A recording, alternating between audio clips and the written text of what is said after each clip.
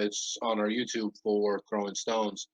But this lineup is doing absolutely insane things when they're on the floor together with Steph Curry, with Klay Thompson, Draymond Green, Andrew Wiggins and Jordan Poole. You got three guys that can score the ball eh, almost as well as anybody, right? If Jordan Poole is your second or third option, and then Klay Thompson is your second or third option, depending on how you flip them,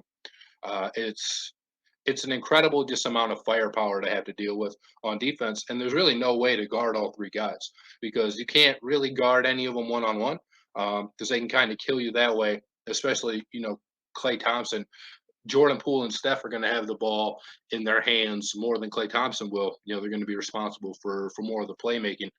And then you're just allowing Klay Thompson to run around with screens and get open, and it's just not a recipe for success, really, no matter who you are.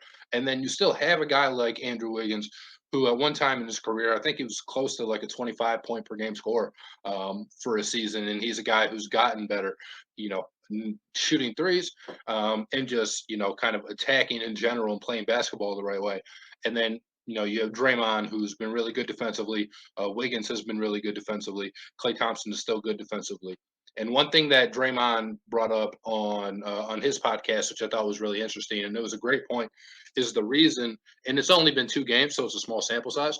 But the reason that this new death lineup or death lineup 2.0, whatever you want to call it, has worked out so well is because all the guys can rebound. So while you don't have a true center, all the guys are pretty good rebounders.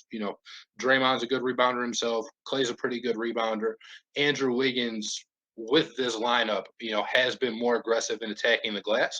And Andrew Wiggins is still athletic as all hell. And he can help get the rebounds, especially if Draymond's over there battling Jokic. And even if Draymond doesn't get the rebound, if he prevents Jokic from getting the rebound and allows a guy like Wiggins to swoop in and grab it, then that is, of course, a win for the Warriors. And then you have Steph, who's a really good rebounder for a point guard, especially. So for those guys to work, obviously you have to grab the ball when the other team misses, and they've done that so far in these first few games. We'll see if they can continue that, but if they can, then that is a scary sight to see for the rest of the league because this is the first time this year those five guys have really played together and they're already playing like this. So it's not something that you're going to have a whole lot of tape or film on to be able to stop. And if they're already, hitting on all cylinders, you would think most of the time, right? Teams are only going to get better the longer the year goes on, than the longer that they play together.